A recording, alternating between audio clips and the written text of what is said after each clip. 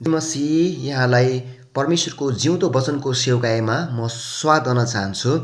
यसैले परमेश्वरलाई नदेख्दाखेरि यसैले जाति जातिलाई धिक्कार धिक्कार भनेर धिक्कार गरेको छ भनेदेखि जब यसैया 6 अध्यायमा आइसकेपछि यसैले उच्च र अग्लो स्थानमा विराजमान हुनुभएको परमेश्वरलाई देख्नुहुन्छ अनि यसैले आफैलाई धिक्कार्नुहुन्छ।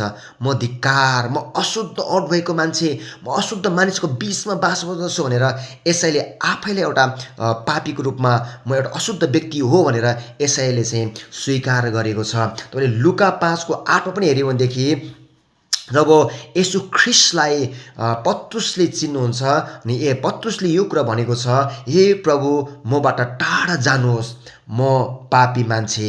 जब पावलले पनि येशू ख्रिस्टले चिन्छ, त्योभन्दा पावलले येशू ख्रिस्ट नचिन्दा अगाडि यहुदी धर्मको चाहिँ शास्त्रीको शास्त्री, फरसीको फरसी, एकदमै व्यवस्थामा कट्टर मान्ने, व्यवस्था पालन गर्ने व्यक्ति हुनुहुन्थ्यो। जब जब पावलले चाहिँ येशू ख्रिस्टलाई भेट्छ, येशू ख्रिस्टको उपस्थितिलाई थाहा गर्छ, येशू ख्रिस्टलाई देख्दछ आत्मामा, त्यसपछि चाहिँ पावलले यो कुरा स्वीकार गरेको छ, म पापीहरूको म चिफ हुँ, म पापीहरूको म मुख्य हुँ। तपाईँले यूहन्ना 8 अध्याय पनि तपाईँले हेर्न सक्नुहुन्छ, जहाँनिर चाहिँ एउटा व्यभिचारी स्त्रीलाई दोष लगाउन प्रयास गरेको छ। त्यहाँनिर येशू ख्रिस्टले तिनीमध्ये कसैले पाप गरेको छैन भनेदेखि त्यसले पहिलो ढुङ्गाले हानोस् भन्दाखेरि त्यहाँनिर उहाँको उपस्थितिमा, ख्रिस्टको उपस्थितिमा सबैजनाले आफ्नो पापलाई देखेको छ। सबैजना चाहिँ आफ्नो पाप देखेको कारणले म ढुङ्गाले हान्न योग्य छैन भनेर अनि त्यो स्त्रीलाई, त्यो पापिनी स्त्रीलाई, त्यो व्यभिचारमा फँसेको स्त्रीलाई कसैले पनि ढुङ्गाले हान्नका लागि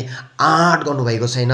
अनि यो म तपाईँलाई एउटा के कुरा बताउन चाहन्छु भनेदेखि जब मानिसले आत्मामा, जब मानिसले परमेश्वरलाई देख्छ, येशू ख्रिस्टलाई आत्मामा देख्दछ, येशू ख्रिस्टको दर्शन मानिसले पाउँदछ, सबभन्दा पहिले मण्डलीमा परिवर्तन आउँदैन, सबभन्दा पहिले छिमेकीमा परिवर्तन आउँदैन, सबभन्दा पहिले श्रीमतीमा परिवर्तन आउँदैन, सबभन्दा पहिले श्रीमानमा परिवर्तन आउँदैन, सबभन्दा पहिले आफैमा परिवर्तन आउँछ।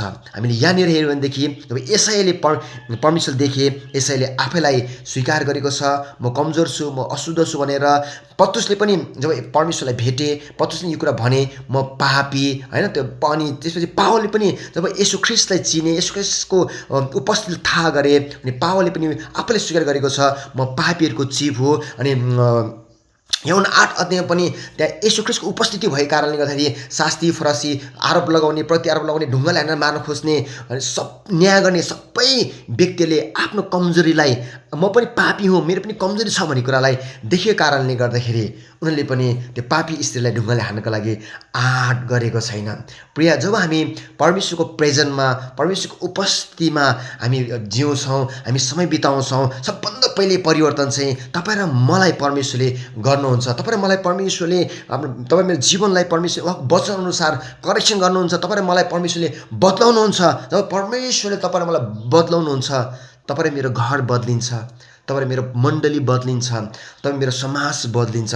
त यदि हामीले आत्मामा हामीले उहाँको उपस्थितिलाई हामीले देखेको छैनौँ, उहाँको उपस्थितिलाई हामीले चाल पाएको छैनौँ, उहाँको उपस्थितिमा हामी जिउने हामीलाई बानी छैन भनेदेखि हामीले सबै अरूलाई हामी नराम्रो देख्छौँ। ऊ पनि नराम्रो, त्यो पनि नराम्रो। हुनसक्छ तपाईँ र मसँग बाइबलले ज्ञान हुनसक्छ, तपाईँ र मसँग बाइबलको हरेक कुराहरूको हामीलाई शिक्षा थाहा भएको हुनसक्छ, बाइबलको गहिरो गहिरो अर्थहरू हामीलाई पत्ता लागि हामीले हुनसक्छ। तर यदि तपाईँ र मैले चाहिँ परमेश्वरलाई देखेको छैन, आत्मामा उहाँको उपस्थितिलाई हामीले थाहा पाएको छैन भनेदेखि हामीले जहिले पनि अरूलाई नराम्रो देख्छौँ, जहिले पनि हामी अरूलाई न्याय गरिराखेको हुन्छौँ, जहिले पनि हामी अरूलाई खराब भनिराखेको हुन्छौँ। तपाईँले लुका 18 अध्याय पनि हेऱ्यो भनेदेखि त्यहाँनिर एउटा कर उठाउने व्यक्तिले आफ्नो धार्मिकतालाई हेऱ्यो, आफैलाई हेऱ्यो, आफ्नो स्वधर्मीपनलाई हेऱ्यो र प्रार्थना गर्यो। उसले प्रार्थना गर्दाखेरि ऊ आफूलाई दोषी देखेन, उसले आफूलाई पापी देखेन, ऊ त्यहाँ कर उठाउनेलाई उसले पापी भन्यो।